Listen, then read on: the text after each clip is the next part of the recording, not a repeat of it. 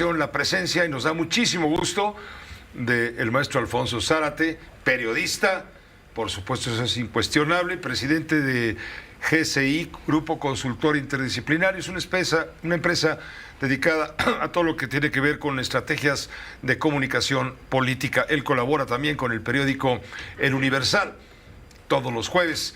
Por eso decíamos que aquí queremos a Alfonso, que ojalá todos los días fueran jueves para que estuviera a diario con nosotros, y sus comentarios hoy enfocados a todo este clima de violencia que nos tiene a todos preocupados. Alfonso, bienvenido.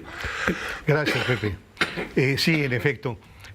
Yo creo que cada vez más... ¿Tú crees que la nota roja ya está para interiores? No, lamentablemente. Todo lo contrario, ¿no? Todo lo contrario. Hoy lo que tenemos es una nota roja que ocupa las portadas de los periódicos, claro, las principales notas de los medios electrónicos. Este es un tema que ha crecido de una manera muy significativa, yo diría, a partir del gobierno de Miguel de la Madrid. Es decir, todavía en el gobierno de José López Portillo, el tema de la inseguridad era un tema de policías. No estaba en la agenda nacional. Sin embargo, ya con Miguel de la Madrid, el tema de la seguridad pública y nacional alcanza esa estatura. Y es importante decir que el jefe del Ejecutivo, el presidente López Obrador, una y otra vez ha señalado que esta violencia es una rémora de lo que le dejó Felipe Calderón con la idea de picar el avispero. Y seguramente tú has escuchado muchas veces como yo esta idea de picó el avispero. Y yo creo que vale la pena recordar varias cosas. Recordar, número uno, que esta violencia brutal estaba presente antes de que Calderón llegara a la presidencia. Un solo ejemplo, aquellas 5 cabezas que arrojaron sobre la pista de aquel antro en Puerto Vallarta, en Uruapan, el Luz y Sombra, en donde arrojan 5 cabezas. Todavía no llegaba a la presidencia Calderón. Cuando llega a la presidencia, el gobernador entonces de Michoacán, Lázaro Cárdenas Batel, recurre a Calderón en auxilio y le dice que las policías municipales y estatales están totalmente rebasadas.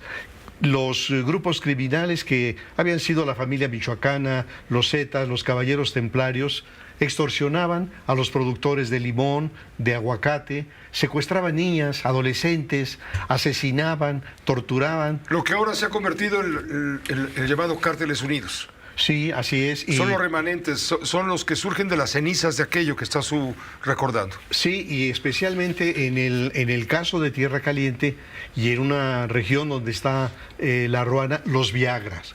Entonces, lo que tenemos es un Estado que ya en el periodo de Felipe Calderón se sentía rebasado por la criminalidad, y Lázaro Cárdenas Batel acude al presidente de la República. Y es entonces cuando el presidente toma la decisión de desplegar fuerzas públicas para tratar de contener esta mancha delincuencial.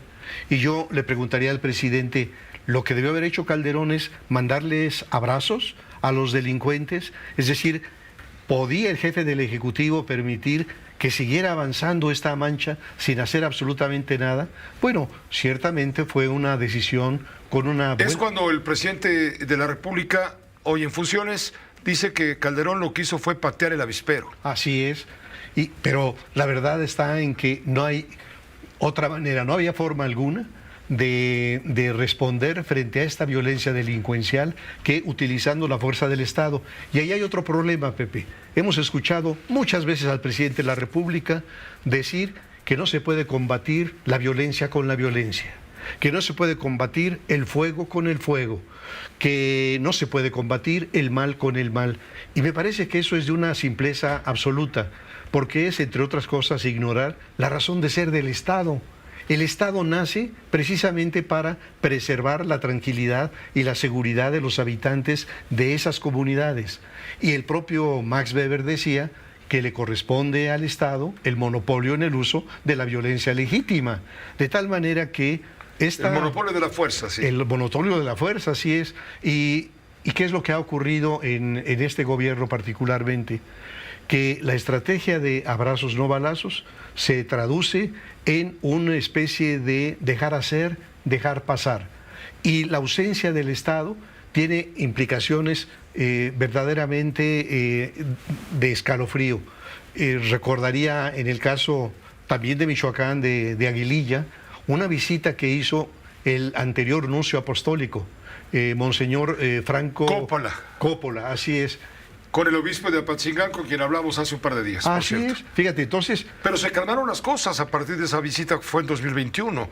Sí, y además qué valiente de parte del nuncio. Año y medio ha pasado y ya las cosas vuelven a estar como si no hubiera pasado absolutamente nadie. Y no sé si tú recuerdas que en aquella ocasión el propio nuncio, Coppola, dijo una frase más o menos como esta: la mafia florece ante la ausencia del Estado.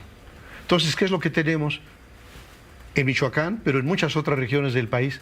La ausencia del Estado. Y yo creo que la visión del presidente suena muy bien. Por ejemplo, esta idea de hay que combatir la violencia atacando las causas estructurales. Y yo me preguntaría, ¿las causas estructurales de la violencia son la pobreza y la pobreza extrema?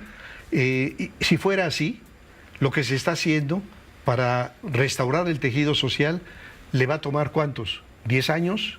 ¿20? ¿50? ¿100? Porque hay que recordar que Humboldt ya decía que este era el país que le había sorprendido por la enorme desigualdad, o lo que decía Morelos. Entonces, es posible que la sociedad espere a que se atiendan las causas estructurales y mientras tanto estos criminales sigan extorsionando, secuestrando, desmembrando, torturando. Me parece que el reclamo a un cambio de estrategia en materia de seguridad es un reclamo que tenemos que hacer, aunque sabemos que el presidente, frente a todas las evidencias, ha mantenido la idea de abrazos, no balazos, y de no modificar su estrategia, lo cual nos deja un escenario pues más inquietante por lo que resta del sexenio. Y su estrategia es culpar al pasado. Así es. Después de casi 5 años de gobierno. Gracias. Y diría yo 5 años, Pepe, te voy a decir por qué.